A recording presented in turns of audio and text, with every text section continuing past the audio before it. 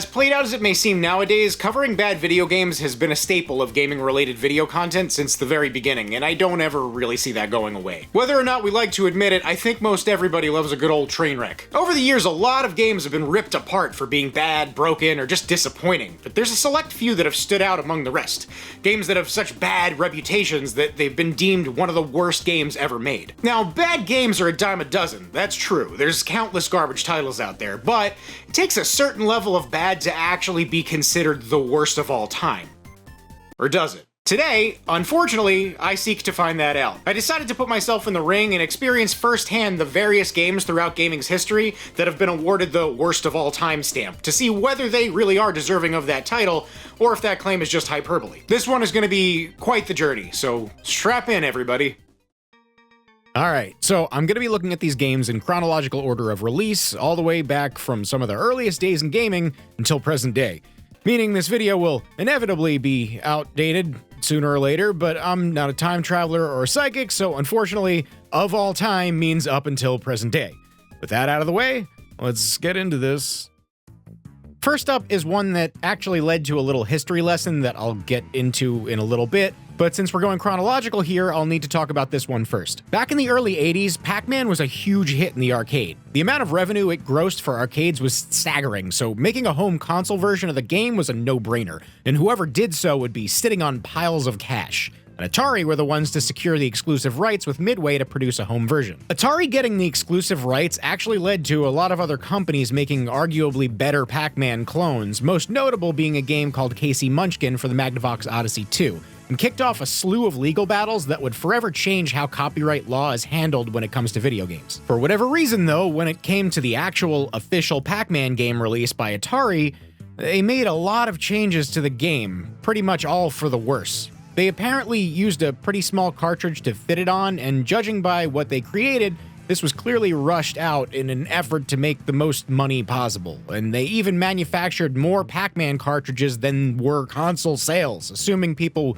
who didn't own an Atari 2600 would just buy one for Pac-Man. Despite being the only official at-home version of Pac-Man, if you take a look at any of Atari's competitors' clones, it's very clear that Atari Pac-Man was the absolute worst at-home version at the time. Given the fact that Atari was top dog at this point, this was one of many nails in the coffin Atari had begun to make not only for themselves, but for the gaming industry as a whole, but we'll get to that in a bit. Atari Pac-Man, aesthetically, is very different from the arcade version. It looks worse, it sounds worse, the ghosts are seizure-inducing, and despite actually controlling pretty well, collision seems very off at times. Eating the pellets mostly works just fine, but often the elongated sprites don't actually reflect the collision that's programmed into the game, so a lot of times you'll accidentally not eat a pellet even though you've clearly made contact with it. That collision issue also extends to the walls of the maze, and for the most part it works, but sometimes I accidentally miss turns I didn't mean to miss, and the fact that the controls are pretty spot on make it even more apparent that something funky is going on here. Pac-Man also looks terrifying. All that being said though, even though this was a very lazy and rushed attempt at making a home console version of Pac-Man, for the most part, the core gameplay is still there. I totally understand being disappointed by it, but honestly, given the huge technological gap at the time between arcade and home console, I feel like you could probably do much worse than this. Actually, one cool thing I noticed in this version is that when you eat the ghosts, they don't re-emerge until after the power-up wears off. I normally tend to avoid eating the ghosts as much as possible since eating them makes them respawn and puts them back in play, making them a threat again, but this is one where you can just eat the ghosts to your heart's content, and as long as you have the power-up, you're safe from harm. Now, don't get me wrong, this is without a doubt a really bad-looking and dopey version of Pac-Man, but I feel like if I was a kid at the time, I probably would have still enjoyed this. Home console versions of games at the time were never anywhere near as good as their original arcade counterparts, so as long as the core gameplay remains mostly intact, it would and does get somewhat of a pass for me. Is this like the absolute worst version of Pac-Man available on home console? I mean, I'd say so, but is it still Pac-Man? Yeah, I'd say that as well. It's still better than a lot of other original Atari games, that's for sure. Hey, real quick, I know you've definitely heard this 10 billion times by now, but if you happen to like what you're watching, consider subscribing. YouTube hasn't liked me very much for a while, and subscribing absolutely has a huge impact on this channel's success. So if you want to see the stuff I make, maybe tap that sub button. Now back to our regularly scheduled programming. At this point, I'm sure everyone has heard this story by now a million times over, but for the sake of at least being a little thorough and just in case some of you somehow haven't heard, I'll briefly go over it. Atari is often credited for being responsible for the first big success of home console video games. Before that, games were relegated to the arcade, but love them or hate them, Atari played a big part in video games becoming what we know them as today. They also, according to many, single-handedly almost destroyed the reputation of home video games in what was known as the video game crash of 1983. Atari were raking in the big bucks, and they were seemingly unstoppable. Some even referred to the Atari 2600 as a license to print money.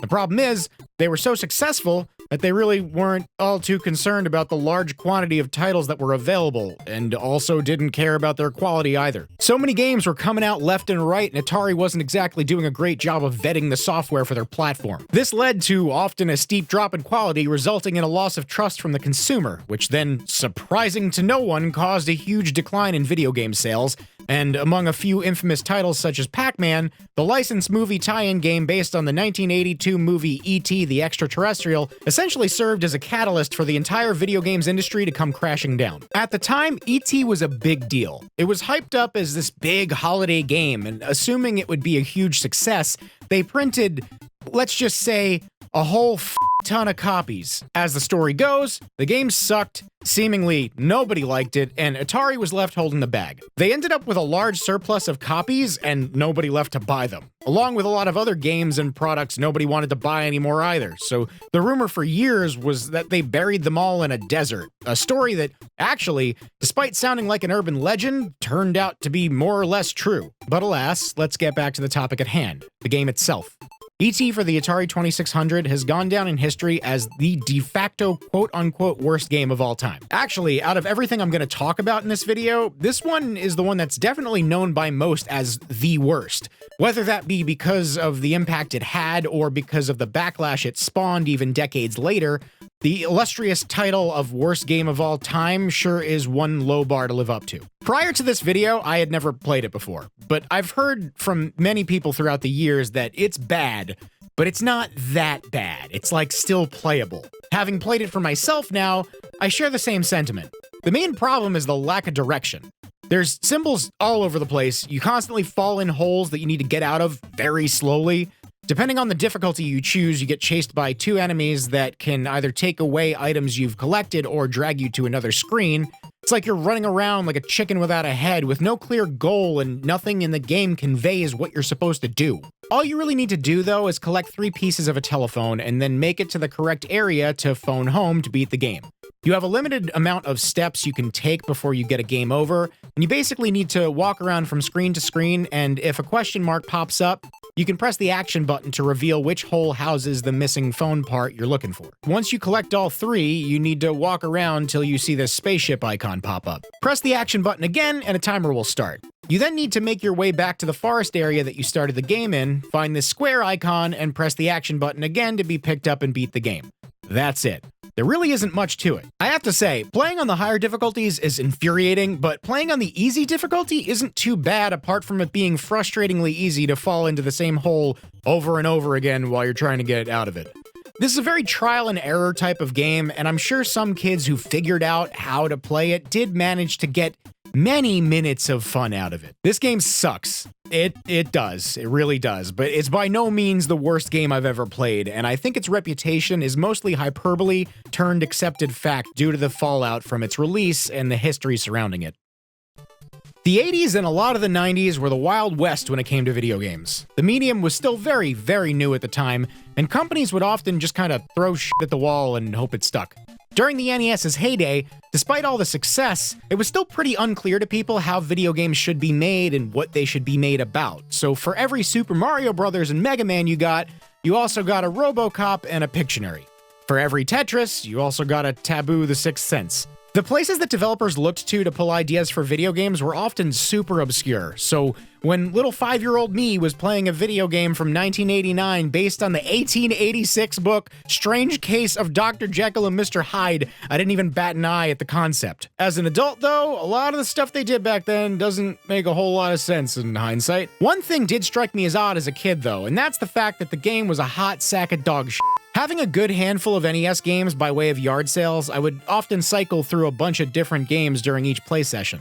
Many NES games, regardless of quality, are very difficult, especially for a child, so usually I would play a game for 10 or 20 minutes, get a game over once or twice, and then switch to the next game. I mostly just chalked it up to the games being too hard. Dr. Jekyll and Mr. Hyde, though, was different. Something always just seemed not right. But of course, at the time, I just assumed it had to be me, right? This is a game people buy with money. Surely I was just doing something wrong. It wasn't until over a decade later, when AVGN hit the scene, that people started publicly acknowledging this game was a pile of trash. Fast forward to today, and through the explosion of video game content on the internet and sheer word of mouth, Dr. Jekyll and Mr. Hyde is now considered to be one of the worst games that's ever come out for any console. Now, most people's experiences with this game, mine included, went a little something like this.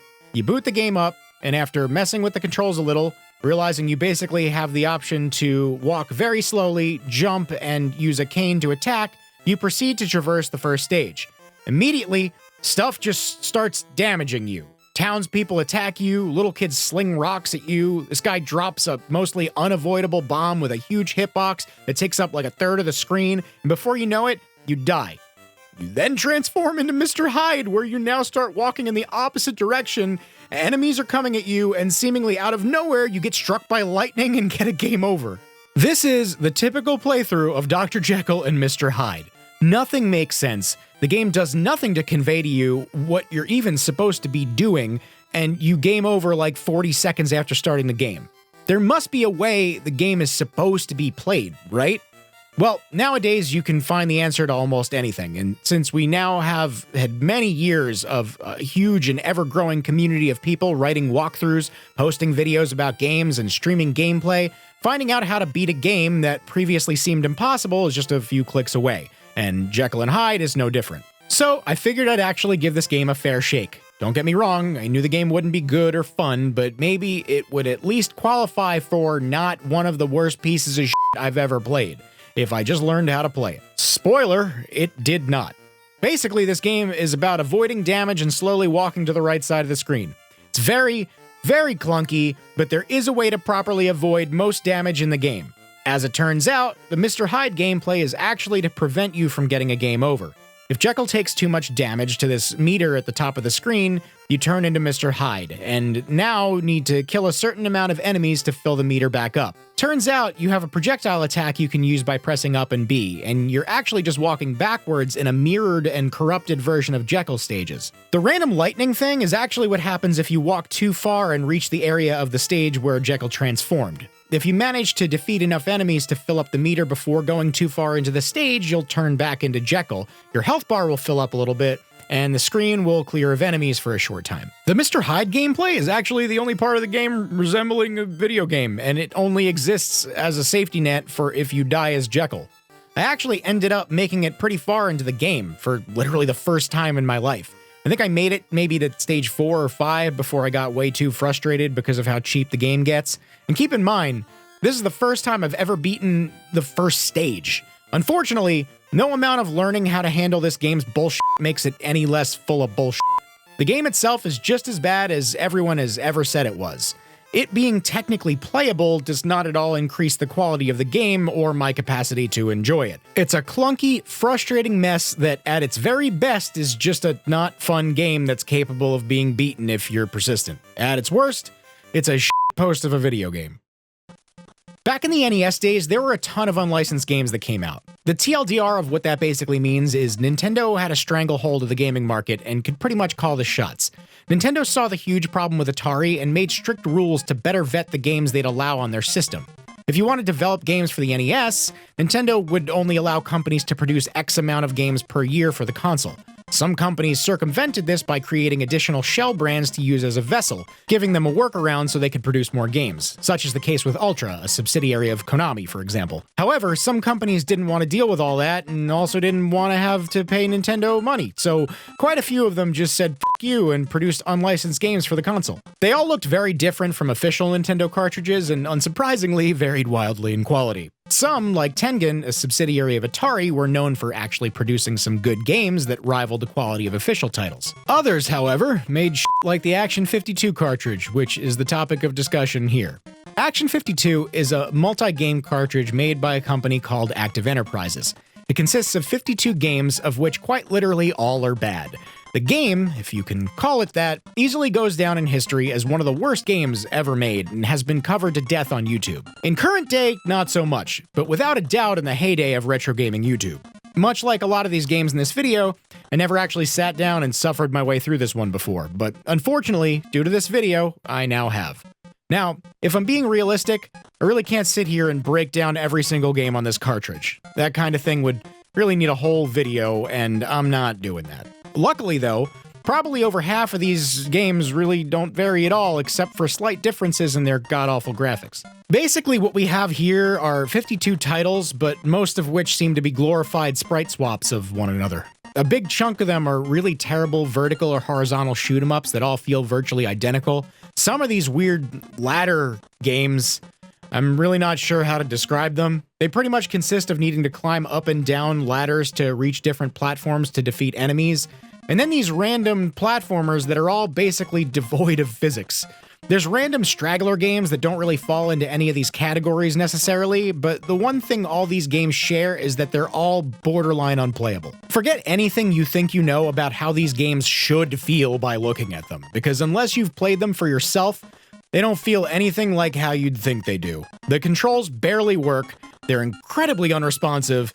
In the platformers, they make you jump with the B button. Oh, and also, if you want to jump forward, you need to release the jump button before the character will move forward. Collision detection is all over the place. Most walls are broken in some way or another. It's almost impossible to judge where the hitboxes and hurtboxes are in any game. Ooh, this is just terrible.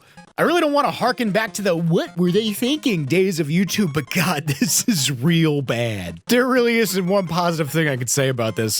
The only game that I can even tolerate for more than 30 seconds, much less actually proceed in, is this game called Underground, which is kind of like one of those ladder games, only instead of needing to defeat enemies to beat the stage, it's sort of like a maze you need to work your way to the end of, but once again, it was completely terrible, and the only saving grace it had going for it is the fact that it was actually almost playable. But playable is not a synonym for good, and this entire thing can go right in a trash can. Also, I really don't want to give this the time of day either, but I guess it's necessary just to be thorough.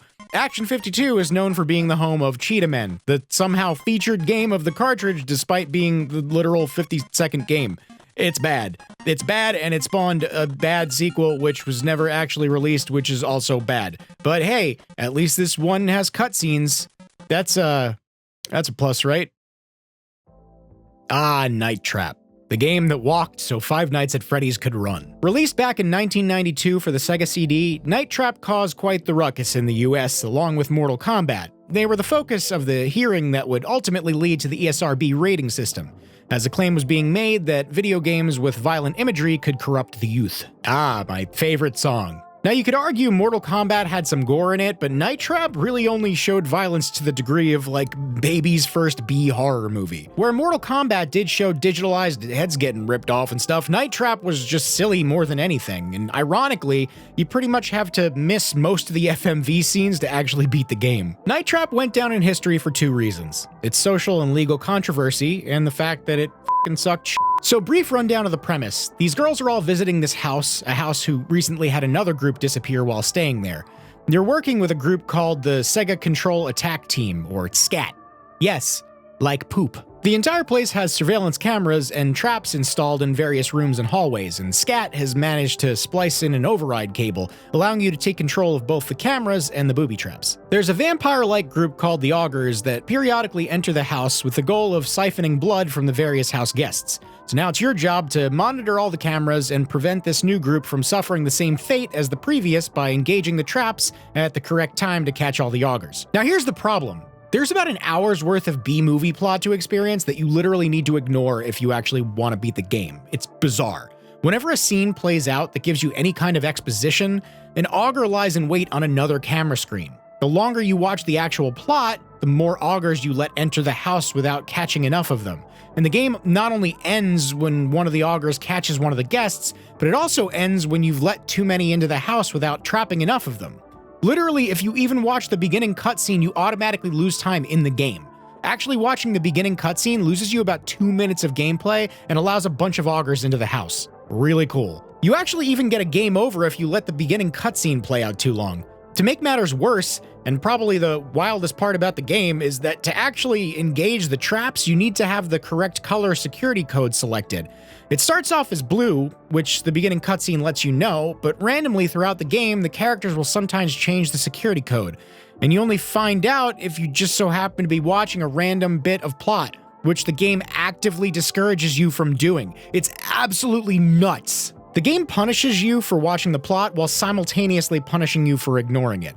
This entire game is pretty much just a matter of trial and error, and all of this probably only exists to pad out its length. Now, I don't necessarily mind trial and error gameplay and doing better with each playthrough, but this whole thing is just a mess. The actual mechanics of the game are completely disjointed from the plot, and they actively work against each other. Now, the game was remastered a few years back, and luckily now lets you see previews of what's going on other cameras before you select them, which I assume probably makes the game quite a bit more bearable, but I think at its core, this game is just a mess. All this being said, this might be worth checking out just for the cultural significance, and all the cutscenes definitely are in that so bad they're funny category. Despite being not great, it and games like it definitely were the precursor to so many iconic games like Five Nights at Freddy's and Star Fox Guard.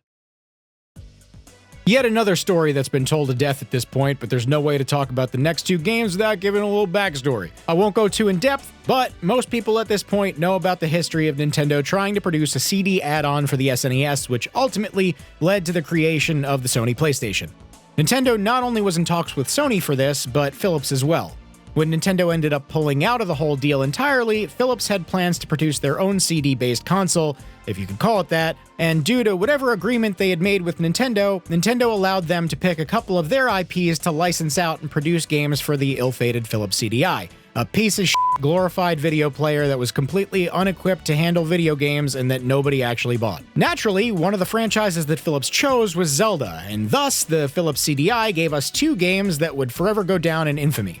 Link, The Faces of Evil, and Zelda, The Wand of Gamelon. Two side-scrolling Zelda games not too dissimilar to Zelda 2, one starring Link and the other starring Zelda. They both came out at the same time, and besides some very minor differences here and there, they're pretty much two sides of the same coin and play identically, so that's why I'm choosing to cover them together.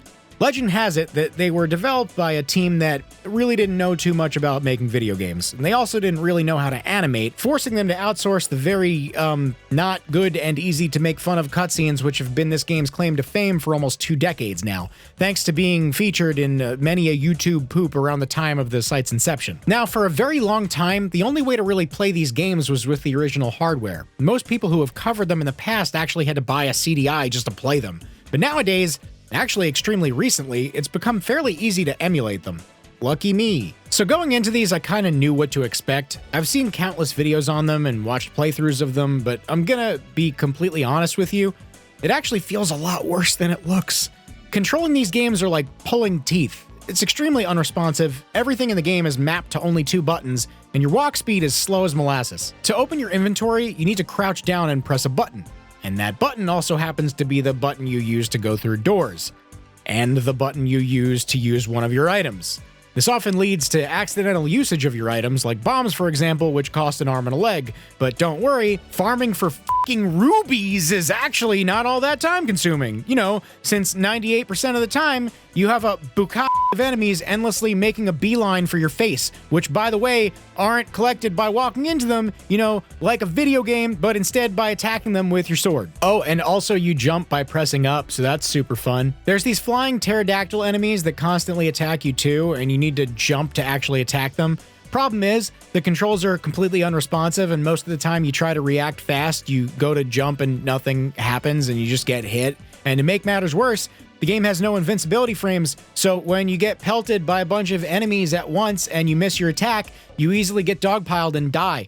Now, despite the jankiness of the controls and cheapness of the enemies, You can manage to usually ply your way through each screen of the game with enough persistence. The problem is you only get 3 continues before the game boots you back to the map screen. In some cases, this isn't so bad because you can just re-enter an area, but if it's an area that takes a few screens to get to, you need to start all over again from square one. These games are a frustrating struggle to progress in, but here's the thing. This might sound crazy, but I think at their core, these games actually aren't badly designed. Under the hood, I think there's actually a relatively okay couple of games in here. I think buried under all the garbage, these games almost feel like action-adventure games mixed with point-and-clicks. They're designed in a pretty typical Metroidvania type of fashion, and I think if they were actually, playable and didn't control like dog shit, they'd actually be okay.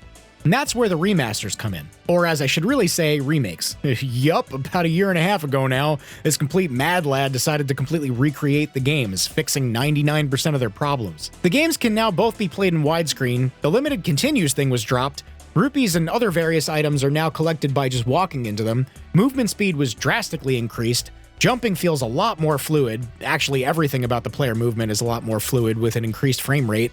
Each action is now assigned to dedicated buttons, including jumping and pressing up to enter doors. Enemies that you used to have to awkwardly jump attack can now be attacked from ground level. And there's honestly a bunch more things that have been fixed, tweaked, or polished up that it genuinely doesn't even feel like the same game, but weirdly, at the same time, it does. Playing the remakes really solidified my original thoughts, because after spending some time with both of them, at least in my opinion, my assumption was correct. These games, at least their remastered versions, are actually kind of fun. Still completely stupid and ridiculous, but genuinely not bad. In the original versions, I kept needing to force myself to play more, and every time I started getting frustrated, I just wanted to shut them off. The remasters, though? I mean this with no hyperbole, that I honestly wanted to keep playing them. I didn't even necessarily need more footage, and I had to actively stop myself because I realized I was just playing them because I wanted to. The original games are just as bad as everyone says. They're terrible, and in their original form are absolutely not worth playing. But the remasters? They take the original designs of these games and turn them into something legitimately enjoyable, and the way I see it, there's really no reason to ever go back to the CDI versions. But the remasters are pretty fun.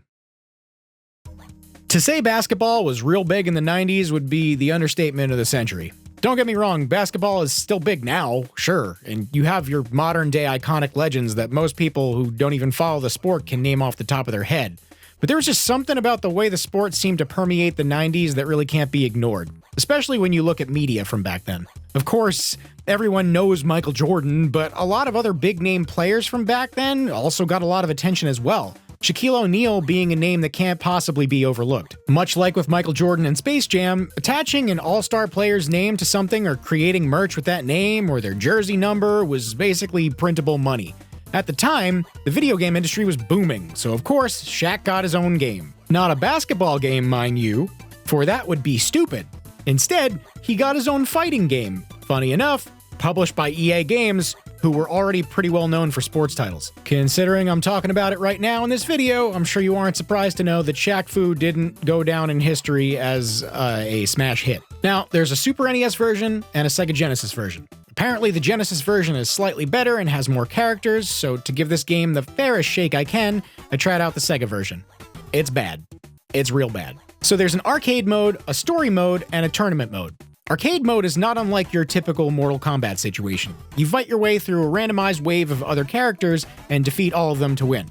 The story mode is pretty much the main playthrough if you wanted to experience Shaq Fu. It's complete with cutscenes with dialogue that makes absolutely no sense, and even an overworld. You pretty much just walk around to various points of the map where each of the other fighters reside and then take them on. There are other areas of the map that are initially blocked off that you can eventually gain access to once you've defeated all the other fighters in the area. I'm going to tell you right now, aside from spamming my way through arcade mode with no continues to spare, I didn't make it through story mode. I did make it a good chunk of the way through, but I ran out of continues and I wasn't about to go through all that shit again. It's pretty difficult to describe how bad this game actually feels. It's almost like there's an inherent input delay just baked into the game.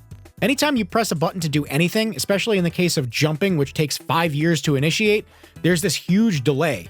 You almost end up needing to attack preemptively to counteract it. Unsurprisingly, the further you get, the cheaper the AI becomes, and it slowly but surely becomes more and more frustrating. It's the kind of game you need to spam attacks in for hope of survival. I've heard a few people over the years say this game isn't that bad, but nah, man. At some point, we gotta set the bar somewhere, and this bowl of shit doesn't cut it. It's absolutely maddening to play because half the time, you just desperately want the game to do what you tell it to do when you tell it to do it, and it just won't. The jump arcs are also probably the most awkward feeling and hard to predict thing I've ever experienced in a fighting game. Like, it honestly feels like the jumping from Castlevania 1, I'm not kidding. The only thing I will say, that many others have said, is that the animation is very fluid, which it is. Unfortunately though, methinks this may have something to do with the delay. I don't know why some people still say Shaq Fu isn't that bad, because this is straight up ass. Zelda's Adventure. Surprise! A few years later, they released another Zelda for the stupid CDI. This time, it's a top-down game more reminiscent of the traditional Zelda games, although starring Princess Zelda once again. Unfortunately, this wasn't an upgrade. I've already seen coverage of this game, so I was familiar with it, but like the other two CDI games, I not only never played it myself, but it was pretty much impossible to do so without actually owning a Philips CDI. It wasn't until a couple days ago when I managed to figure out how to emulate the first two CDI Zeldas that I realized I was able to get this one to run as well. From what I've seen looking into all this, it seems like most people who were able to emulate the side-scrolling Zeldas weren't actually able to get Zelda's Adventure to run, but lucky me, it's working. Hooray. I'm gonna be honest here, literally as soon as I booted it up, I wasn't having it. Zelda's Adventure is one of those games where it's just immediately bad. First of all, I don't really think I need to say anything about its presentation. It definitely speaks for itself. Where Faces of Evil and Wand of Gamelon at least had an endearing art style, Zelda's Adventure goes for this low-res, muddy attempt at realism. It looks like flamin' hot dog shit. A lot of times it's hard to tell what things are even supposed to be. The controls are super unresponsive, and once again, due to the fact that the CDI only operated on 2 buttons, you can only ever do one thing at a time, meaning you can only equip a weapon or equip an item. You literally need to equip rupees as an item just to buy things. Basically, everything you need to do in this game takes like 5 extra steps to do any of it. Normal video game things that would typically just be mapped to a button. You have to go into your inventory just to look at the map. The first Zelda had a mini-map right on the HUD. This game makes you pull up your inventory screen, and then, instead of having a quick, snappy highlighting system mapped to the D-pad, you instead need to tediously navigate the slowest cursor you've ever seen in your life to the map button. Oh, and that's not where the sluggishness ends either. You know how in any of the other good top-down Zeldas, you move from screen to screen, not necessarily seamlessly, but quick enough, right? Never even had a second thought about it in those games because it's fast enough to not be a nuisance. In this game, the CDI is such a slow hunk of garbage that it takes 10 years just to go from screen to screen, and the combat in this game is so sloppy and jank that dying is pretty easy, and although you keep all your items and rupees, it's a slog to get back to where you fell. I did push through this as much as I could and made sure I at least got through a dungeon, but god is this a chore to play. I will say, the occasional random voice acting for the enemies and NPCs is definitely in the so terrible that it's hilarious category, so that was one thing that probably kept me going. Lord, I couldn't stop her. Get ready to fight. Aren't you letting me and my boss, Lord? You can't come in here. Hey, Lord, watch out! She's coming! There's really only so much of this I can take, because for a video like this, I can't be completing every game I play or else this video would never come out. So I do need to pick my battles. I did want to get a little more insight from someone who's actually beaten it, so I've asked a friend of mine to give me a few words about his time with the game. Peebs, you want to tell the class what you thought of Zelda's Adventure? Well, you might be surprised to hear this, but it's not good. It's been a while since I played it for my video, but the thing I remember standing out the most is just how confusing it is. Nothing in this game makes any sense. The story doesn't make sense, the characters don't make sense, and I mean that literally.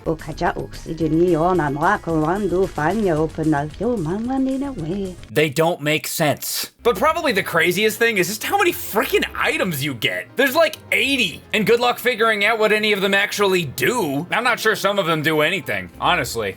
Even worse, like half of them are weapons. Some enemies have to be defeated by a specific weapon type, but there's no real way to know which weapon you use against which enemy, so you just kind of have to guess. And don't even get me started on the cutscenes. The cutscenes in the first two Zelda CDI games are notorious for being bad, but at least they are short. The cutscenes in this game, on the other hand, take forever.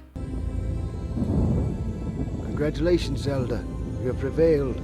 Hurry now. You must travel to a place of festival. Rumor tells it is found near the great forest to the north. And remember, all is not what it seems.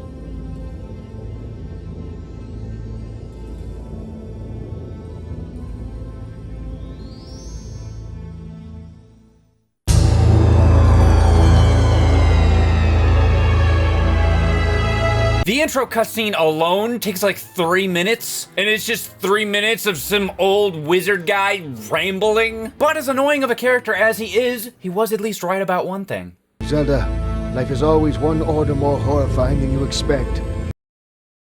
He's got a point.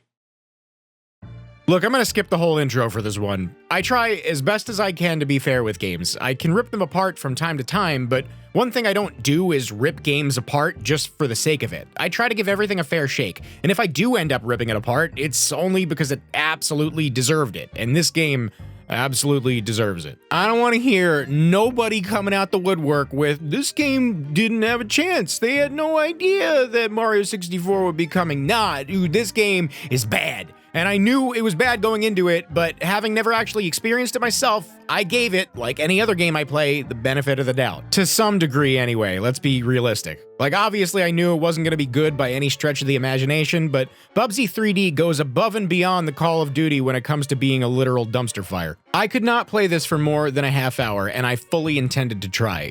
The stages genuinely look like test levels, and there's literally nothing in them except for untextured geometry. I hear a lot of people nowadays criticizing Mario 64's levels for often being fluffed out with a bunch of random floating objects of no particular purpose, but nah, this is literally all the levels are. You move slow as balls with clunky tank controls, and Bubsy's walk speed goes from a tiptoe to an unwieldy, uncontrollable jog in about 0.5 seconds. Every time I need to jump, it makes me nauseous because the camera immediately points downward, which I do understand. It's so that you can see where you're going to land and you wouldn't be able to judge depth from the normal perspective when it's behind Bubsy, but there had to be a better way than this. You can't even control the camera at all whatsoever. Bubsy is unsurprisingly quite verbose, spouting meta nonsense about game design and game designers, though by now I'm sure you've probably heard that one a million times before. The game tells you to pick up these atoms, but honestly, if you actually spend time picking them up, it makes the game that much worse. So when playing this, you're better off ignoring them and just making a beeline for the end of the stage. There are these two rocket ship things hidden in each stage. No idea what happens when you collect both of them because I don't care. I didn't even know this game had boss fights. This whole time, known about this game for years, had no idea there were bosses. The boss was actually the thing that made me quit. I did intend to play for as long as I could stomach it, but I couldn't get past the first boss after stage 3. No idea how to fight him, and I'm not about to look it up. I'm not giving this game that kind of effort. I spent like 10 minutes just running around the boss area, flailing about, trying to figure out how to somehow damage the boss, but I couldn't. And I really shouldn't have to Google how to attack the first boss in a game, in any game. This is just a testament to how absolutely unhinged this game is and how it's designed. It's as if their entire vision was to take Bubsy, put him in a 3D space, and that's as far as they got. This is, honestly, and I mean this, maybe the worst game I've ever played. I know that's quite the claim, but it is genuinely that bad. Normally, I wouldn't suggest playing something like this, but I don't really know if there's a way to fully convey this without experiencing it firsthand. So I'd say check it out just to see how bad a commercially released video game can actually be. But hey, it gave me a reason to try out the new PlayStation Core for the Mr. FPGA project that just came out recently. Even comes equipped with a built-in widescreen hack, so really the experience was 1/3 more bad than it would have been on original hardware. What a treat. Hey Gil, did you say treat? That's me! I'm a treat! Oh god, oh Christ. Where did you even come from? You know what, Gil? No, I don't know what. Why don't you tell me? I wish I made this game. What are you talking about? What does that even mean? Why? I wish I could create something with as big of an impact as Bubsy 3D. It's not a car crash, it's two car crashes crashing into each other. It's a car crash. Nobody will ever forget this gem. It's a modern-day interactive Picasso painting. It's actually one of the first things I think of when somebody says PS1, and for that level of cultural significance to be left on the shoulders of a thing called Bubsy 3D must mean something. Aren't these game designers wonderful? Yes. Oh, shut up, Jill. I see we're still doing this Jill thing, huh? It's Gil with a G, but you knew that already. I'm sorry. You're named after a fish lung. That makes it much better. And you're named after a storage container.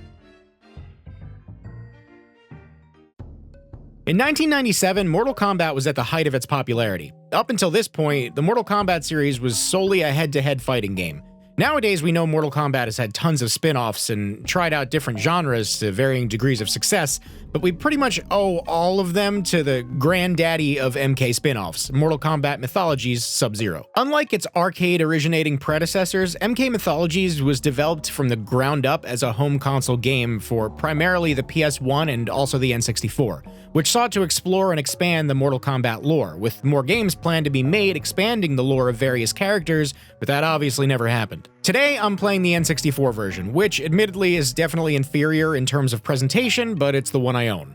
Instead of a 2D fighting game, MK Mythologies would take on sort of an action platformer / Metroidvania type of design, which in concept seems totally doable, maybe a little strange, but definitely doable. The problem comes in when, due to a very short production cycle of 14 months, and in an effort to not alienate fans of the fighting series, they decided to just use the same type of character control you'd see in something like Mortal Kombat 1 through 3. Due to not having enough buttons to facilitate both a fighting game control scheme and a platforming control scheme, you were pretty much just left with standard fighting game controls, complete with needing to press up to jump. Now, this is all strange, but could have been ultimately acceptable if they actually designed the game around it, but they unfortunately did not do that. Instead, the stages are filled with cheap booby traps, platforming that demands precision despite the lack of precise controls, including sections that require you to judge the depth on a 2D plane, all while also filling the stages with traditional Mortal Kombat-style mini-fights with throwaway enemies that oftentimes screw you over and quickly drain your health, or knock you off platforms that are already a pain in the ass to traverse in the first place. I swear to God, I almost lost it pretty early on in Stage 2, which is infamously known for having this platforming section with these rotating windmill platforms. Luckily, there is a checkpoint right there, and even after getting a game over and using a continue, you still start right back off at the checkpoint, but I got multiple game overs trying to do just this one part. Full disclosure, I really didn't make it very far. This game is a frustrating mess that demands more of the player than is realistically feasible with the tools provided. One thing I will say though, and I missed out on this by playing the N64 version, but while the N64 release has static cutscenes, these are all actually stills from the PS1 version, which features fully acted FMV cutscenes. Absolutely 100% corny as hell, but I love that kind of thing, and truth be told, I've actually always been super into Mortal Kombat lore. This all being said, absolutely do not play this game. It's real bad. I'm willing to bet it will take about 5 minutes of playing it before you start getting unreasonably frustrated. And it's not the good kind of frustration that drives you to overcome an obstacle. It's the kind that makes you want to punt your game console off the side of a bridge. I can't really think of any redeeming qualities outside of the expanded lore, so honestly, you're probably better off just watching a compilation of the cutscenes on YouTube. You know, like I said in the intro, my main intention with this video wasn't just to lambast games we all know are bad, but rather find out firsthand whether or not they were at the very least deserving of all the backlash they've gotten. And I really thought Bubsy 3D was gonna be like my only outlier here where I couldn't find anything good about it, but nope. Superman 64 is roughly equally as bad, and I don't think I can find a single good thing to say about it. I guess with the exception of Action 52, that's kind of in a league of its own. Since the AVGN review back in the day, and never having played the game for myself, I was under the impression that the entire game was just flying through rings. It in fact is not.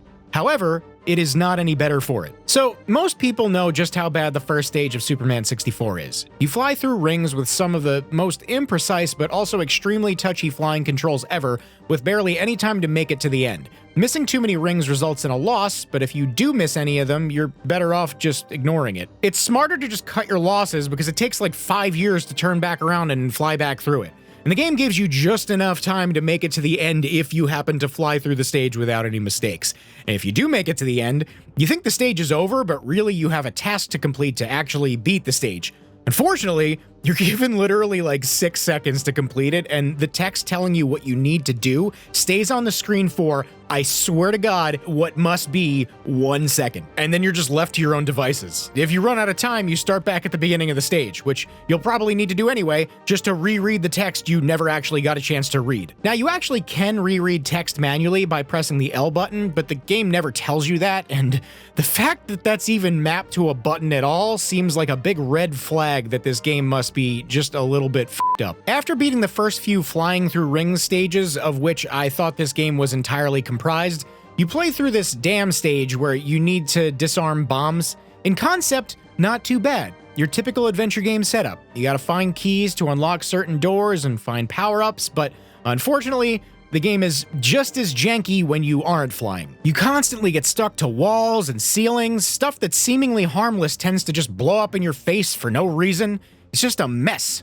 Oh, and if you weren't already sold, Superman 64 uses tank controls for its normal action stages. God bless. I really was gonna give it the old college try and try to get through a good chunk of this game, especially once I realized there was more to it than just flying through rings, but I kept dying on the damn stage at the same spot where this lady kept kicking my super asshole. The first time I tried, I actually beat her once and made it to the bombs I was supposed to disarm, but I got mowed down by a robot while trying to do so. As it turns out, this game is a bunch of these action stages split up by the janky flying ring stages, but I'm not sticking around to find out what they all look like.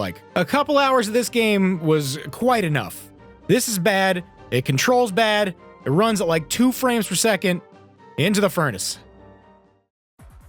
I've talked about it before on my channel, but the Mega Man Classic series is my favorite video game franchise of all time. I'm literally obsessed with Mega Man, and thus, naturally, I also like the Mega Man X series quite a bit as well. Now, the X series hasn't been quite as consistent as Classic, which is one of the reasons I do prefer Classic, but it's hard to argue that X1 through 4 aren't solid games. X1 in particular has gone down in history as one of the absolute best action platformers ever made, and despite some people not really loving 2 and 3, it's hard to argue that they aren't good games, as up their own ass as they may be compared to X1. X4 is similarly solid, with a fanbase that's nothing to scoff at either. It's pretty well known now that canonically X5 was originally supposed to be the final game in the series, and it only continued because money. So it's no surprise that only after X4 and arguably 5 that the series really started taking a pretty drastic nosedive, and that's no more apparent than in Mega Man X7. The series' first attempt at mixing 3D into the equation. And I do mean this series, not Legends, since I can already tell some of you are cracking your knuckles gearing up to correct me in the comments. Well, if it wasn't obvious by the title of the video you're watching and what I've covered thus far, it didn't really work. At all. Mega Man X7 would go on to earn the title of Notoriously Bad Game, with such criticisms as, "That game sucked!" Man, I really don't know what happened with this one. It seems like they got literally nothing right.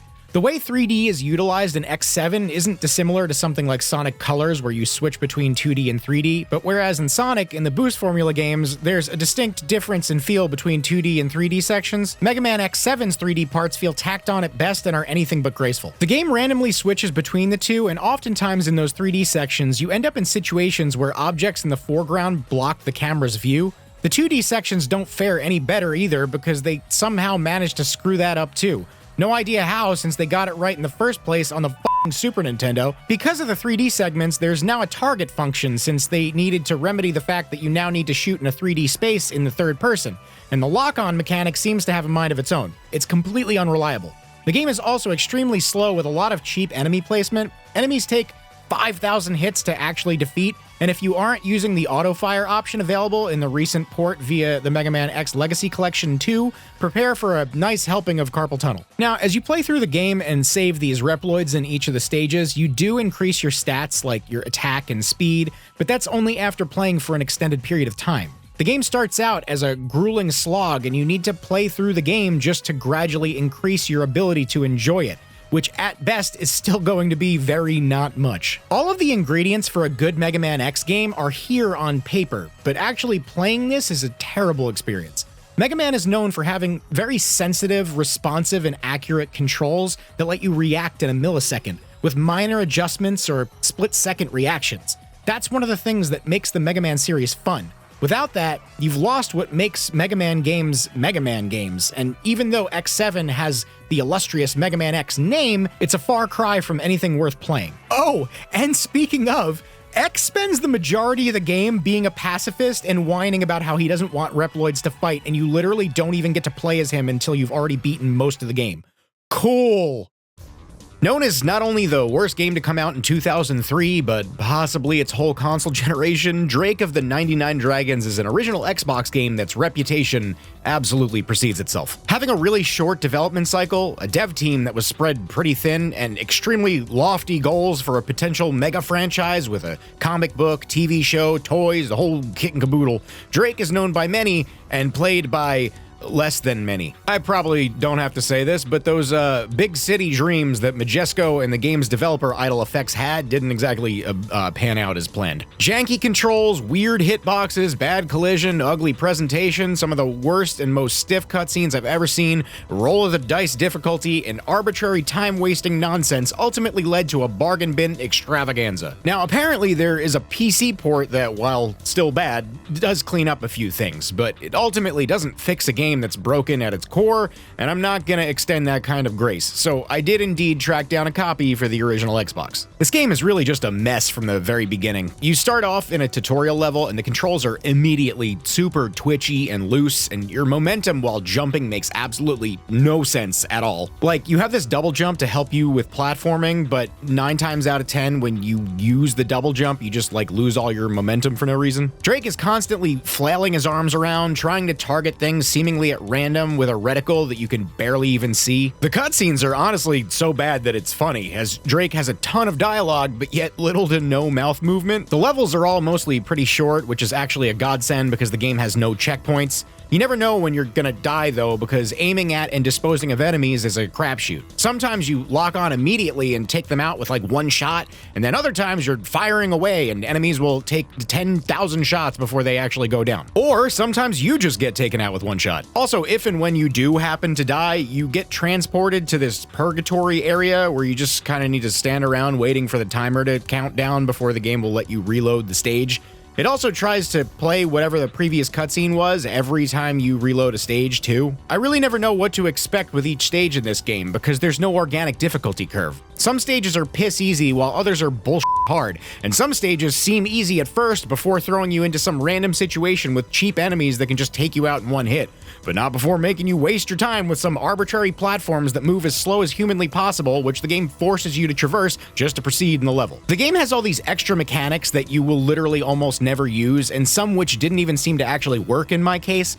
There's this mechanic that lets you slow down time, but it also slows down Drake. So there really isn't a point. There's also a couple of these other powers you have that the game tells you about, but which I just straight up could not get to work. Like, there's one that's supposed to allow you to attract these souls from fallen enemies that replenish your health, instead of what you normally need to do, which is chase them down to collect them. I don't know, I pressed the button a bunch of times, nothing happened, and no idea why. I really don't think I have anything positive to say about this one. Maybe some of the concept art is kind of cool and reminiscent of Bruce Timm, the artist behind Batman the Animated Series from the 90s, but that kind of art style doesn't even exist in the game proper, so. Other than that, this is one janky show of a game that not only was incredibly undercooked, but I think fundamentally garbo at its core. That being said, I've definitely played worse. As bad as it is still playable, with trial and error anyway. It's definitely not the same caliber as Superman 64 or Bubsy 3D, but still, I think it's earned its reputation.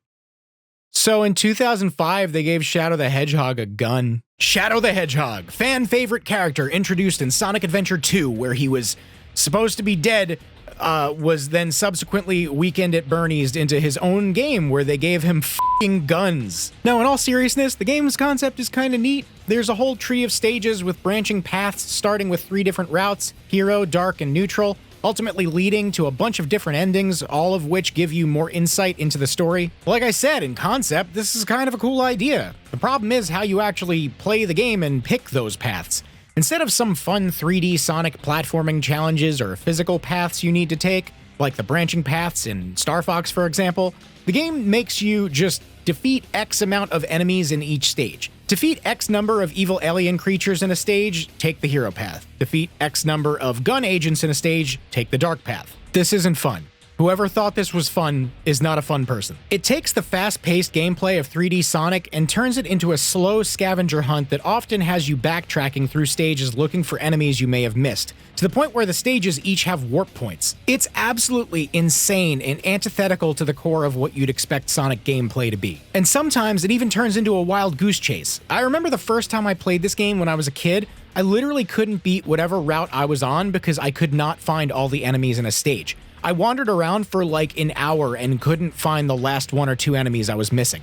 I don't even remember which stage it was, but the frustration is something I'll never forget. That all being said, now let's talk about the neutral route.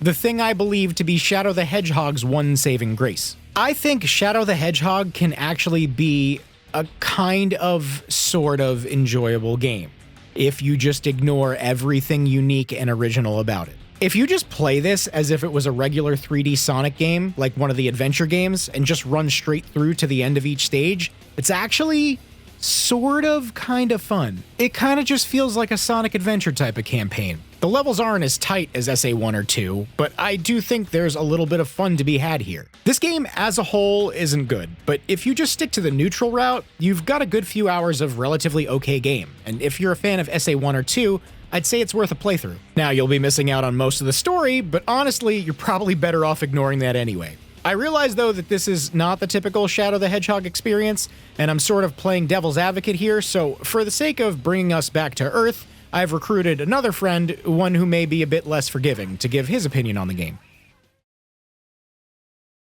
Oh, me? I actually kind of like the game, I'm not gonna lie.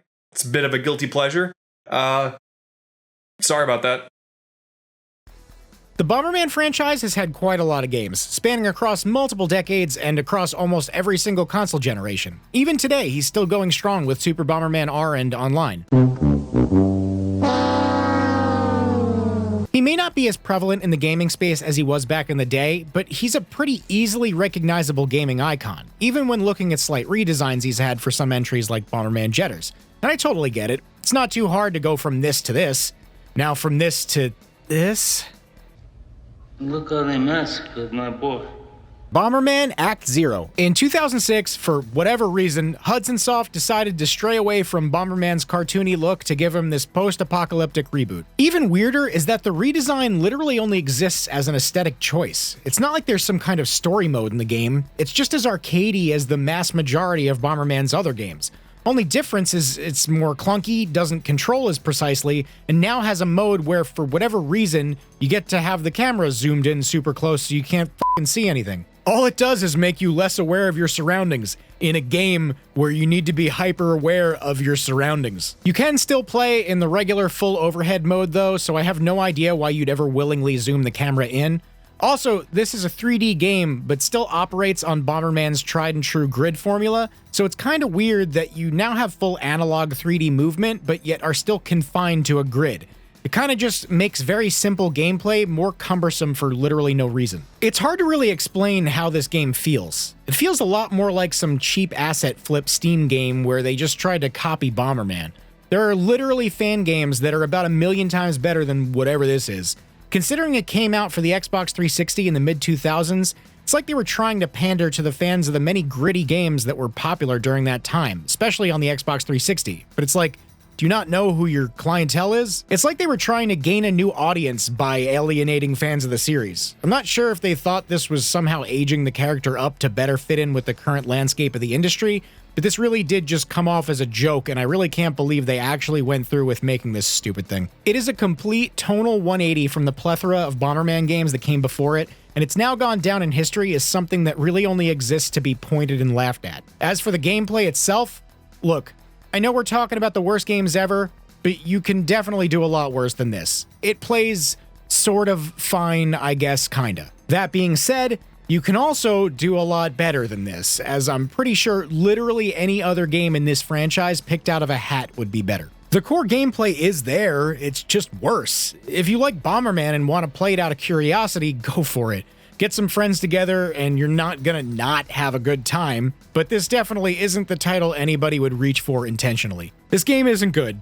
It's definitely not good, but it's also definitely one of the games whose reputation for being bad is more attributed to it being a horrible entry in its series that also kind of gave a middle finger to its fan base, and not necessarily it being an unplayable mess. Sonic's had a rough transition. Look, we all know what this game is by now. It's made quite the history for itself. As the story goes, Sega planned a big game for Sonic's 15th anniversary, even going as far as to title the game that would come out Sonic the Hedgehog. You've probably heard this story a million times over, so I'll spare most of the details, but due to the Nintendo Wii being an underpowered console coming out in the same generation as its contemporaries, the Xbox 360 and PlayStation 3, Sega, in an effort to not miss out on that sweet, sweet Nintendo Wii money, ended up needing to split up the dev team of Sonic's 15th anniversary game between what would be Sonic the Hedgehog, more commonly known now as Sonic 06, and Sonic and the Secret Rings, a game exclusively for the Wii since the Wii couldn't handle the kind of game they were working on with Sonic 06. Between a split development team and a rushed development cycle because of the need to hit that 15th anniversary deadline, Sonic 06 was doomed to failure, since Jump Street. Naturally, Sonic 06, especially after the rise in gaming YouTube content, has now gone down in history as arguably not only the worst Sonic game ever, but one of the worst AAA games to ever be released. This is another one of the few games today that I've not only played before, but have actually covered. A few years back, I made a best and worst Sonic games video, and unsurprisingly, this was on it. My feelings from that video basically have not changed, but if you haven't seen that, it might be a bit of a surprise to you to know that I actually don't totally, absolutely hate Sonic 06. Now, don't get it twisted. It is a big, smelly dump of a game. That much is certain. But being a pretty big fan of Sonic Adventure 2, and at the very least Sonic's campaign in Sonic Adventure, I can absolutely find some enjoyment out of Sonic 06. I recognize the problems in the adventure games, and I, for the most part, see past their flaws. More so with Sonic Adventure 2, but that core gameplay is still present in 06. The adventure formula is easily my favorite type of 3D Sonic game, and like I said in the other video, Sonic 06 was basically, whether we like to admit it or not, our Sonic Adventure 3. Now, the game is a totally broken mess. Weird physics, bad collision, it has all the symptoms you'd expect of a rushed and honestly unfinished game, and I think as a whole it's not necessarily fun. But I will say, if you like adventure, that core gameplay, albeit not in its best incarnation, is still there for those who seek it out. However, much like the Zelda CDI games, if you're gonna play this game, I suggest keeping up with Project 06, a fan remake and an attempt to fully recreate the game in Unity. I do think fundamentally this is still a very flawed game, but I think a remake that fixes all its technical issues could at least not only make the game more accessible, but ultimately increase its capacity to be enjoyed. It's been in development for a good few years now, and a demo is available. It's never a surefire thing, though, that projects like these actually come to fruition and are completed, so fingers crossed sometime in the not-so-distant future we'll have a much more playable and better performing version of the game. As it stands now, though, considering the state in which it came out, yeah, it definitely deserves title of one of the worst games ever made. The Nintendo Wii is home to a lot of shovelware, and it's really no surprise. Heavily marketed towards families with simple controls that anyone young and old can easily understand. Grandma knows how to swing a stick, right? Because of this, studios were coming out of the woodwork left and right, constantly pumping out cheap throwaway games that would appeal to families who didn't really know any better. Tons of random party games, minigame compilations, Wii Sports ripoffs, and even wannabe mascot platformers. Among the enormous, and I do mean enormous, sea of shovelware that came out during the lifespan of the Wii, was a game that, for whatever reason, has stood out and gone down in video game infamy. A mascot collectathon platformer called Ninja Breadman, many touting it as one of the worst games that's ever been made. It had come out a couple years prior for the PlayStation 2, but that was a European exclusive release. The US wouldn't see the game until it was ported to the Wii in 2007, and from what I can tell, this absolutely had to have made the game worse. You see, a lot of Ninja Breadman's problems come from the controls. You shake the nunchuck up to jump and again to double jump, and swing the Wii remote to attack with your sword. Now, on the nunchuck side of things, luckily, you can actually use the Z button to jump instead. And although it's definitely weird pressing a jump button with your left hand, it does work. For attacking, however, there's no attack button, and swinging the sword is completely unreliable, quite literally the majority of the time. If you manage to defeat an enemy, you'll get extra hearts to add to your health, but it's really a roll of the dice whether or not you'll be able to defeat an enemy unscathed, so it's honestly optimal to just go through the game running away from every enemy and avoiding all confrontation whatsoever. There is another method of attacking, which is aiming at the screen to throw shurikens, but either I'm doing something wrong or this doesn't do anything because I stood there pelting enemies over and over and nothing happened. The game is pretty simple. Run through each stage and collect each of the 8 power rods to activate the level's exit, and then you make your way to the exit. The game only has 1 tutorial level and 3 main stages, and only clocks in at about 45 minutes to an hour.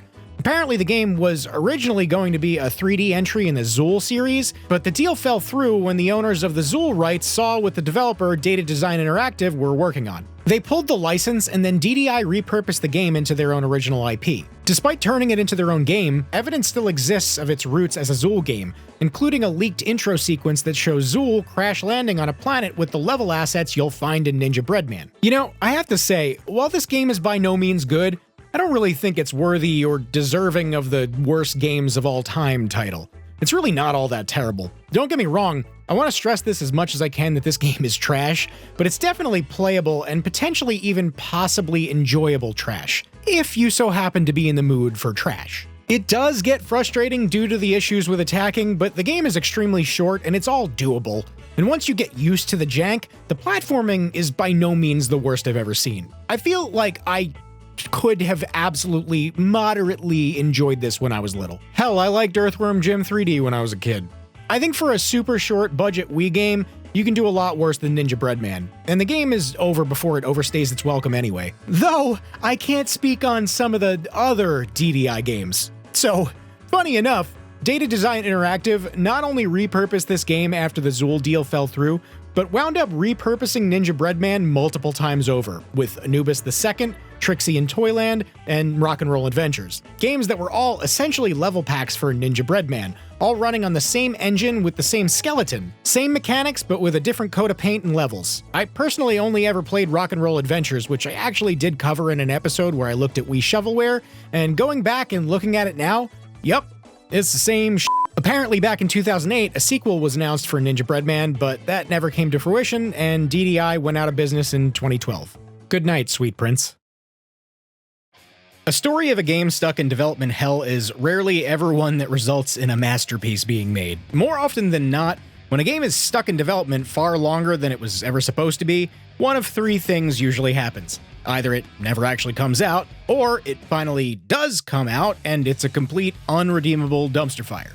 And then there's the third column. A game that's so far removed from what it was originally going to be and had so much tinkering and changes done to it for so long that you're left with something janky but playable, but ultimately unfocused and forgettable. If time had been kind, Duke Nukem Forever would have slipped right into column A and been a what-if story of a beloved franchise that fell by the wayside. Instead, it sits firmly in column C, coming out 14 years after its initial development started and looking like it had so many plastic surgeries that it no longer resembled what it was supposed to be in the first place. To try and briefly explain this without going too in-depth, the game initially started development in 1997, when 3D Realms had planned to use id Software's Quake 2 engine, but Quake 2 hadn't come out yet.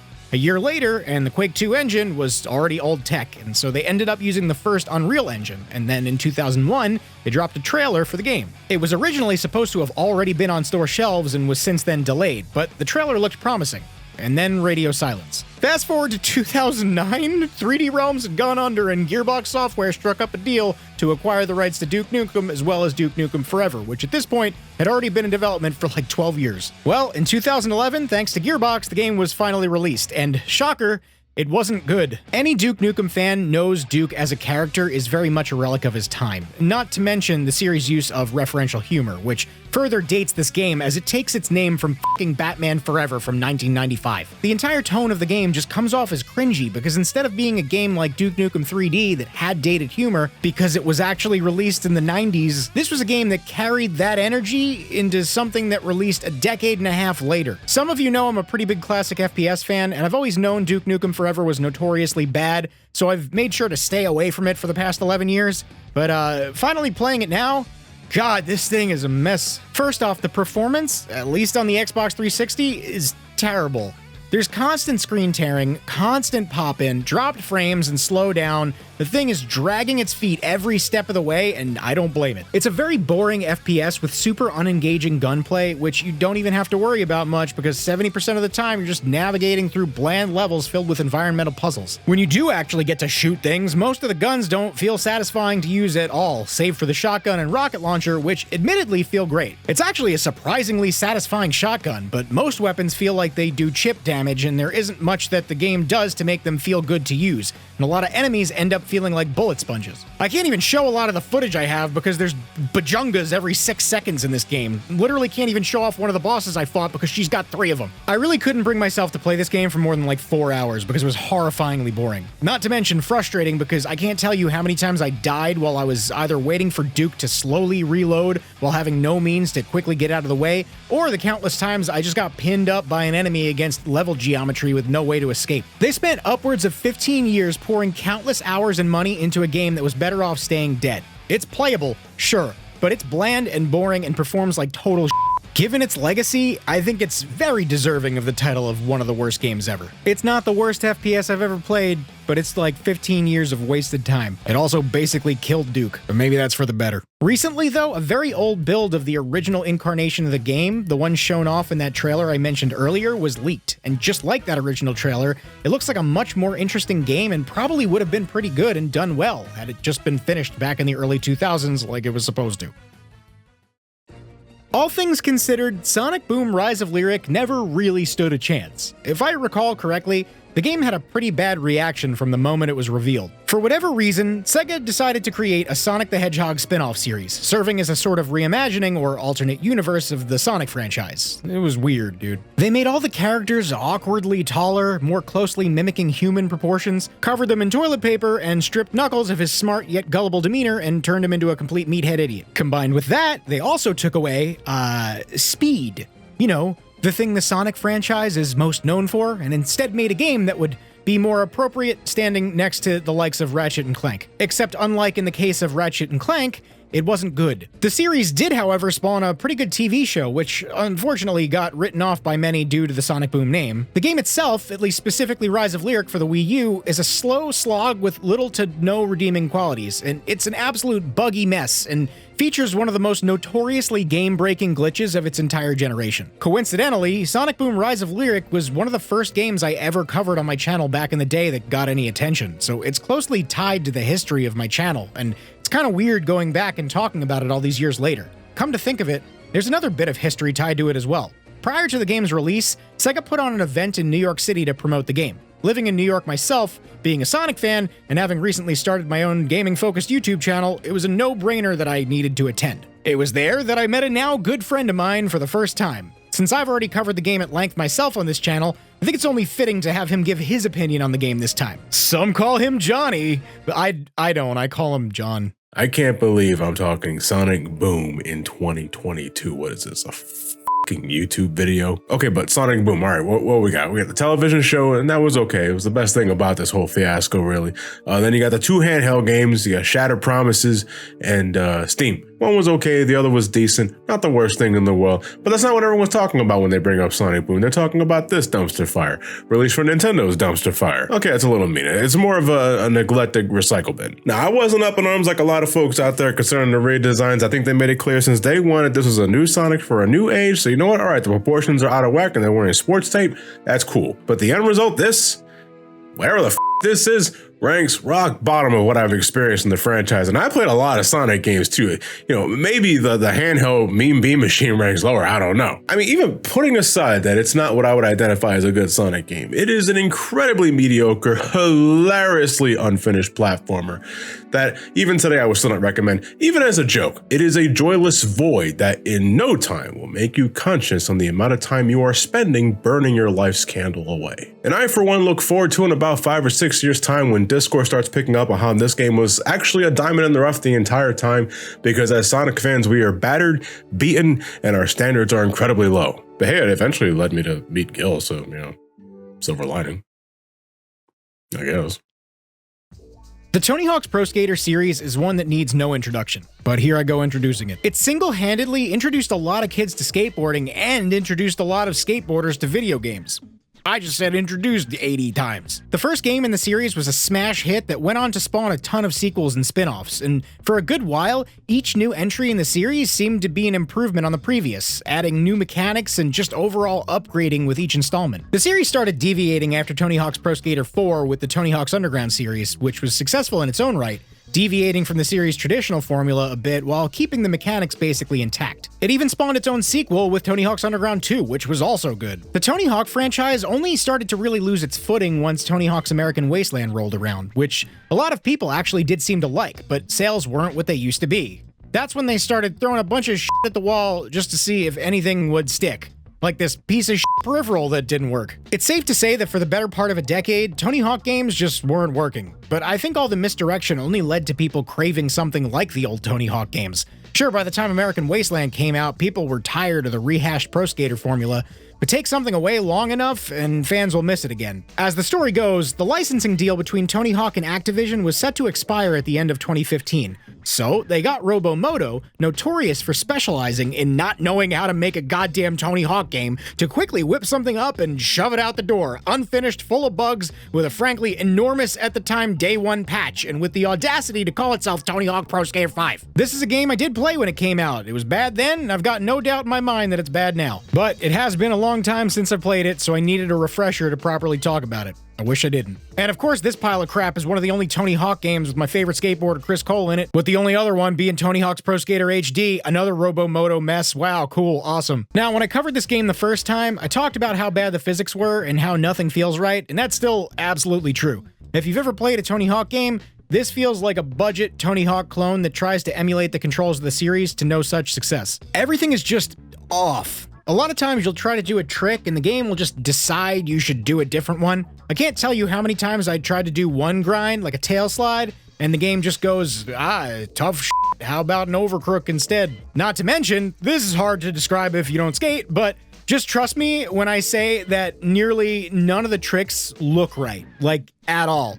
No one looks like this when they do a backtail. Now, the game has your normal objectives like the old Tony Hawk games, like collecting the skate letters and knocking over X amount of items in a level, standard stuff. But for whatever reason, to actually progress in the game, you need to complete these stupid-ass challenges. There are normal ones you'd see in any other entry, like high scores and combo challenges, but you're also required to do some of these other ones that are often janky and ridiculous. Like this one, for example, where you need to clear this pool of sports balls. Most of it just seems like padding, and I wouldn't have as much of an issue with it if the game actually controlled well, but the controls fight you every step of the way, and most of these challenges are difficult solely because of the physics. Oh, and by the way, I thought I wasn't even going to be able to play the game at all. I'm not sure what's going on, but it's a struggle to be able to actually play this game.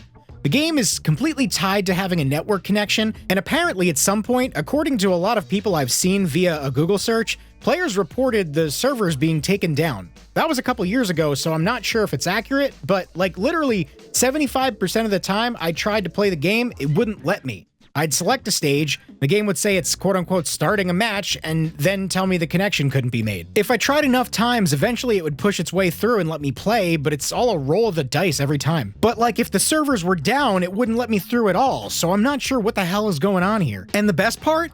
After each of those stage-specific challenges, of which there are many, the game needs to reload the stage. Meaning, this connection attempt can fail after you've completed a challenge, and you'd think it would just annoyingly boot you back to the title screen, but nope, the game literally soft locks and you need to quit the game and start it back up again. Luckily, your progress is saved, but honestly, who even gives a f***? This is a frustrating, unfinished mess of a game that was never deserving of the Tony Hawk's Pro Skater name, and now it's been made borderline unplayable. Well, more actually unplayable than it already was. And it looks like once these servers truly shut down, the game will really be ancient history. This is normally one of the reasons I don't like when games have a forced online nature, because it's very bad for preservation, but in this case, good riddance. Also, I didn't even mention this, but the game looks very bad. It looks like a PS2 game. At least with the failure of this game, we still got to see Tony Hawk 1 and 2 remakes 5 years later. Actually, I think playing these two games back to back would really give you a good feel for how bad Robomoto was at making Tony Hawk games. Unsurprisingly, Tony Hawk's Pro Skater 5 would be the studio's final game before going out of business. Nintendo has a little Star Fox problem. Everyone talks about the Sonic cycle, but you never really hear anybody talk about the Star Fox cycle, which in my opinion is comparably egregious. It goes a little something like this. Star Fox 64 works, and Nintendo knows this. Star Fox 64 itself was a reimagining of the original Star Fox game for the SNES, and most Star Fox fans point to that game as being quote-unquote the good one. Nintendo really doesn't know how to recreate the magic of the first Star Fox game without making it, well, the first Star Fox game again. Every time they try to come out with a brand new entry in the series, they do something to mess with the formula, turns everyone off, and then Nintendo goes, see, people don't like Star Fox. And then when Star Fox is missed again, Nintendo, instead of learning from their mistakes and making a brand new game based on the tried and true formula that they know works, tries to play it safe by, well, doing Star Fox 1 again. Instead of making a brand new 3DS game, they instead opted to do a remake of Star Fox 64. Not unlike the Zelda remakes that came after it. And don't get me wrong, Star Fox 64 3D was a great game and easily the best way to play not only Star Fox 64, but the initial concept that was made all the way back on the SNES. It's unfortunate that we didn't get a brand new game, but it's okay, is what I would say if they didn't go ahead and do Star Fox 64 again when it came to Star Fox's first ever, and by the looks of it, last HD entry. On paper, Star Fox Zero was all set up to be one incredible entry in the series. Upon its announcement, it was revealed that Spectacle hack-and-slash gurus Platinum Games would be developing the game in some capacity. Brand new Star Fox game developed by the people behind Bayonetta? Sign me up! Things wouldn't stay sunshine and roses for long though, as more and more issues started to be revealed, the biggest of which being, surprise, them messing with the formula. Again. Only this time, it was a hybrid situation. See, they decided to yet again do Star Fox 64. A reimagining of sorts, like Star Fox 64 is to the original Star Fox. Now, as much as this bothered me, there's no denying that it could have and probably would have worked, if not for one huge Achilles heel this game had. Shigeru Miyamoto. Now look, old man Shiggy is responsible for some of the best and most iconic games ever made. But, in recent years, as much as I respect the guy, this little scamp, this little scoundrel, this little rapscallion of a man spends his days mucking up a lot of stuff that would have been better left unmucked. You see, Miyamoto works in mysterious ways. On one hand, he's removing any sense of identity from the Paper Mario series, simplifying it down to its most basic of elements, and then removing fun things like traditional engaging battle systems and replacing it with some weird card or sticker bullshit. He likes to dumb down the essence of the games he works on, while simultaneously making actually playing the games way more convoluted than they need to be, and this is where Star Fox Zero's greatest downfall lies. Instead of just giving us a traditional Star Fox game, they decided to complicate things by not only including the Wii U gamepad screen as a big part of the game, but also forcing motion controls. I know there's a lot of people who actually do enjoy motion controls, but I, like many others, am not one of them. Supposedly, motion controls are supposed to increase immersion, but for me, it unnecessarily complicates things and pulls me out of seemingly every experience they're shoved into. Now, that all being said, I've played and briefly covered this game before, and it'll probably be a surprise to you that I absolutely adore this game. Don't get me wrong, I would have much preferred a brand new experience, but what we have here is actually pretty great and very reminiscent of the arcadey style formula of Star Fox 64. I think this game gets a bad rap, and while I think plenty of people have a good reason to dislike the game, I also think a lot of it is unwarranted and mostly due to the game being misunderstood, and that's because of two very huge things. Not long after all the criticisms began rolling in, many people started to realize that you can actually disable a good chunk of this game's motion controls, making it much more akin to the kind of motion controls that are in something like Splatoon, which I've always loved. Unlike traditional motion controls, I actually 100% support gyro aiming. It's much more precise than thumbstick aiming and is far more akin to the precision of a mouse. Totally down for gyro aiming. Other than that, you pilot the R-Wing just like you would in the good Star Fox games. But what about the second screen? This was a huge glaring issue. The gamepad was used for a cockpit view for more precise aiming. Normally, this can be completely ignored and should be. Bouncing your head up and down is not ideal in the slightest, and how anyone would think this was anything other than cumbersome is absolutely bonkers to me. It's only when going into all-range mode, like in the instance of boss fights, that this becomes extremely annoying. The game forces cockpit view. This is where a lot of people checked out. What most people failed to realize, though, is that you can switch the screens with the minus button. Literally just press the button and the screens swap. you quite literally never need to look down at the gamepad for any reason ever. As soon as you press that minus button, cockpit view is on your TV screen. That's it. Those two things, which people find to be the biggest issues this game has, can be easily disabled or ignored. I think when giving this game a real chance and not writing it off for some arbitrary nonsense they shoehorned in the game in an effort to make some new unique experience, I honestly think this is a really fun game. There's a couple spots I have issues with. It's not perfect, but I do think it gets judged pretty unfairly. Taking issue with it being yet another reimagining of Star Fox 64 is totally valid, and I get it. But for those who just couldn't get used to the controls or didn't want to, maybe try giving this game another shot if you still have it. I fully defend Star Fox Zero, and that's why I bought every copy at my local Five Below. I realize that I'm mostly very much alone in my assessment, so to further go to bat for this game, I wanted to bring in the only other person I know who will vehemently defend this game to the degree I do to say a few words on its behalf.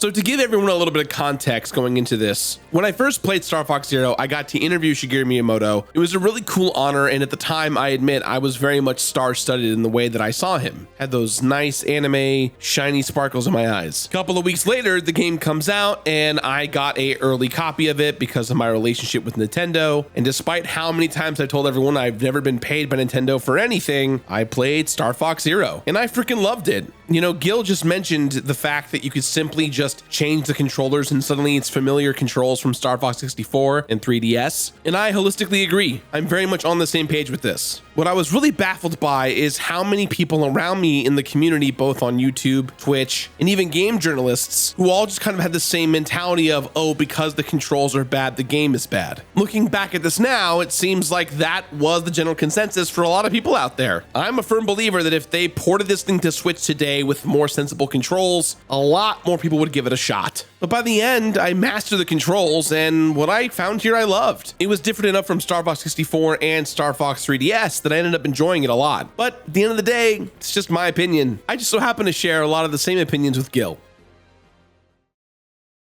Mighty number 9. Oh boy, where do I even begin with this one? Alright, so, like I said before, Mega Man is my favorite game series of all time. It was one of the first series of games I played back when I was a kid on the NES, so let's just say I've been a big fan for a long ass time. So when Capcom all but ignored Mega Man for like 10 billion years, I felt that, as did all the other diehard Mega Man fans. I'll keep this brief, but the story goes a little something like this. Longtime Mega Man dev team member Keiji Inafune, often credited with being the father of Mega Man, even though that's heavily debated and really not true, leaves Capcom, announces a Kickstarter for a spiritual successor to the Mega Man series, it gets funded, and then everything falls apart. What started out looking very promising and hopeful just became more and more bleak as time went on.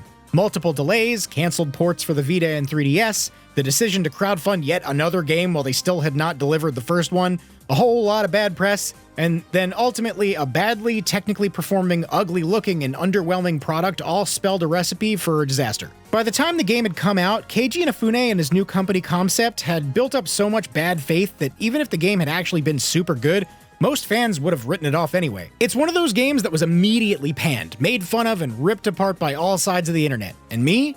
I never touched the damn thing. I didn't need to. Any faith I had in Keiji Inafune or the project was killed off years before the game actually released. Just yet another disappointment that I threw in the big old disappointment pile. It wasn't until I decided to make this video that I realized I needed to finally sit down and actually play this thing. As I said, I wanted to give all these games a fair shake, but I'd be lying if I said I wasn't extremely pessimistic when putting the disc in and starting the game up. Now, I said before that I never played it, which is only mostly true. In all actuality, I did try it. Once. A couple years after it came out. One stage. And I got frustrated. Knowing what I had about how the game was received, that was enough for me, and I dropped it immediately. So when I say I never touched it, that's not entirely true. I did poke it one time.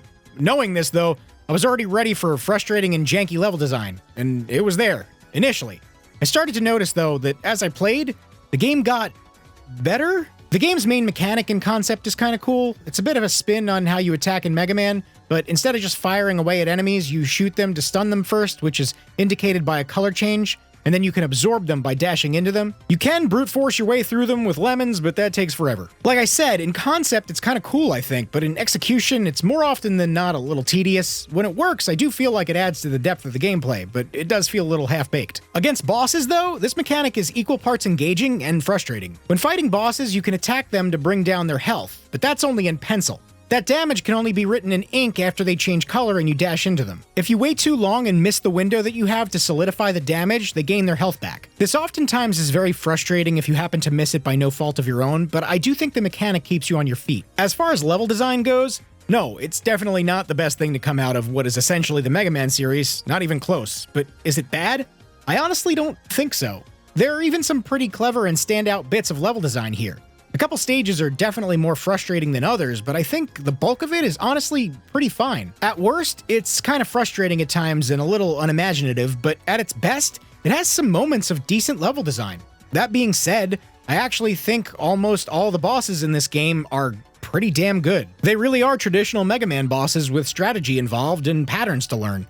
The game also becomes 100 times more playable when you change the starting life counter to 9 in the options menu, giving you a better chance of learning from your mistakes instead of being NES punishing. Now, I can't speak to any of the DLC or other various modes available in the game, and I am playing this on a PS5, which apparently doesn't suffer from all the performance issues that existed at launch for, say, the PS4, but I hate that I'm saying this, but I kind of liked what I played. My initial thought after playing about an hour and a half of this game were that it was fine.